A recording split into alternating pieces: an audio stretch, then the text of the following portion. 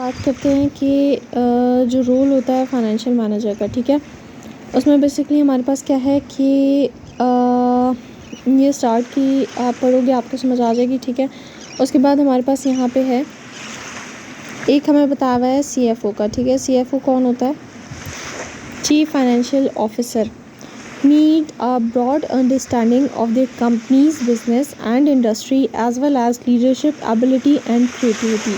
They must never lose sight of the primary goal of the financial manager to maximize the value of the company to its owners, measured by the share price of the value of stocks. Chief financial officer का जो काम होता है ना, वो ये होता है कि उसको एक बहुत ही गहराई में समझना चाहिए कंपनी के बिज़नेस को और इंडस्ट्री को, ठीक है।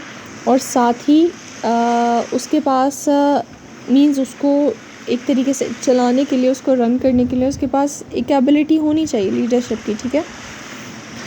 फिर उसके बाद है कि बेसिकली जो उसका मेन गोल होता है वो क्या होता है कि वो उसके जो ओनर्स हैं, उस कंपनी के जो ओनर्स हैं, उनको वो मैक्सिमम प्रॉफिट दे सके, वो कंपनी की वैल्यू बढ़ा के उन्हें दे सके, ठीक है। किसके साथ मेजर करके? जो कि स्टॉक्स की वैल्यू होती है ना, जो कि प्राइस उसके शेयर किए जाते हैं, उसके साथ मेजर करके, ठीक है।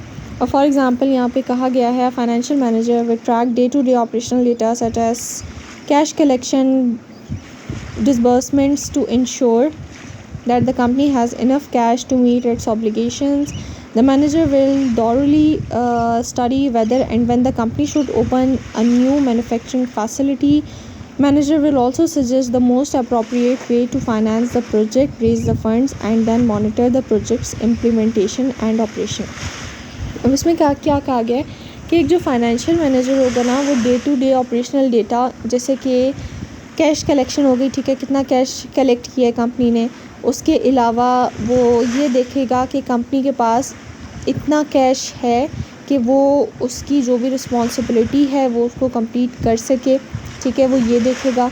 उसके अलावा जो मैनेजर होगा वो अच्छे से स्टडी करेगा कि कब जो कंपनी है उसको कुछ न्यू मैन्युफैक्चरिंग फैसिलिटी ओपन करनी चाहिए। यानी कि हम कह सकते हैं कि अगर वो कंपनी कोई प्रोडक्ट्स बनाने वाली है तो उसे किस टाइम पे एक नया प्रोडक्ट बनाना चाहिए। क्योंकि फाइनेंशियल मैनेजर ऐसा होता है कि उसे पता होता है कि हमारे पास इतनी एबिलिटी है, इतना कैश है कि हम बना सकते हैं या नहीं बना सकते, न्यू प्रोडक्ट लॉन्च कर सकते हैं नहीं कर सकते, ठीक है। फाइनेंस मैनेजर जैसे कि मैंने बताया कि पैसों का उसे पता होता है सब, तो वो ये भी बता सकते हैं अच्छे तरीके से कि वो इस प्रोजेक्ट को फाइनेंस कर सकते हैं या नहीं कर सकते, फंड्स को बढ़ा सकते हैं नहीं बढ़ा सकते।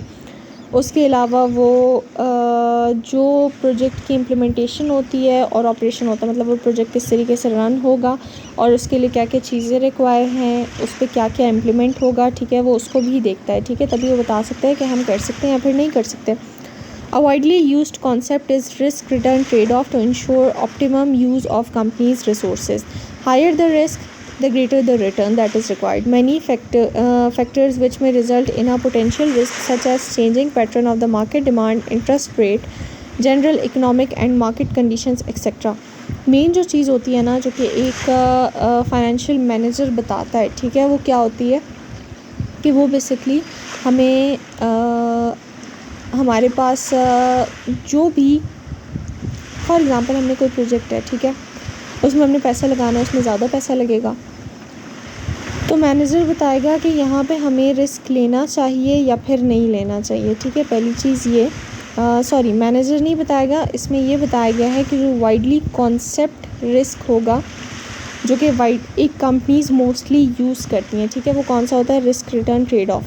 मीन्स ये कि वो इस चीज़ पे ज़्यादा फोकस करती है कि अगर हमने यहाँ पे ज़्यादा क्योंकि रिस्क तो लेना पड़ता है बिज़नेस में, ठीक है, तो वो ज़्यादा पैसा अगर लगा रही हैं तो उनको ज़्यादा प्रॉफिट होगा या नहीं होगा। अगर चांसेस हैं तो वो रिस्क लेती भी हैं, अगर नहीं होता चांस तो वो नहीं लेती, ठीक है। तो ये चीज़ मोस्टली एक यूज्ड कॉन्सेप्ट होता है, ठीक है, जिसके यहाँ पे लिखा है कि जितना ज़्यादा रिस्क होगा उतना ज़्यादा जो है वो रिटर्न आपको मिलेगा, ठीक है। अब इसमें काफ़ी ऐसे फैक्टर्स होते हैं जो कि मीन्स रिस्क के चांसेस जिससे बढ़ सकते हैं, ठीक है। मीन्स ऐसा हो सकता है कि मार्केट की जो डिमांड है वो एकदम से चेंज हो गई है। मीन्स किस तरह आपने जो प्रोडक्ट लॉन्च करना था, ठीक है, लोगों को अच्छा पहले वो पसंद था, फिर अचानक से उनको वो पसंद नहीं आया, वो किसी और तरफ चले गए, मीन्स फ़ैशन चेंज हो जाता है, लोग मोस्टली फ़ैशन के पीछे जाते हैं, ठीक है। तो उन्होंने वो अपनी मार्केट डिमांड चेंज कर दी, ठीक है। इंटरेस्ट का जो रेट है वो ऊपर नीचे जाता रहता है, ठीक है। सप्लाई में कंपटीशन आ जाता है, जैसे कि यहाँ पे लिखा है general economic and market conditions. इसमें ये बताया गया है मार्केट डिमांड अलग होती है जो कि पीपल की डिमांड होती है, ठीक है, और मार्केट कंडीशंस अलग होती है जो कि सप्लाई का कंपटीशन होता है, ठीक है। अब उसके बाद है the key activities of the financial manager to achieve the primary goals are. जो मेन की एक्टिविटीज़ होती हैं एक फाइनेंशियल मैनेजर की कि वो अचीव कर सके अपने प्राइमरी गोल, वो कौन कौन सी हैं।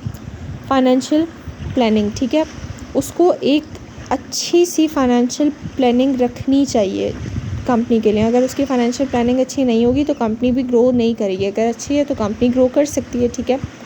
इन्वेस्टमेंट, उसको ये बात पता होनी चाहिए कि हमें किस चीज़ में कितना रिस्क है, हमें किस चीज़ में कितना पैसा लगाना चाहिए, कितना नहीं लगाना चाहिए, तो इन्वेस्टमेंट भी उसे देखभाल के करनी पड़ती है, ठीक है।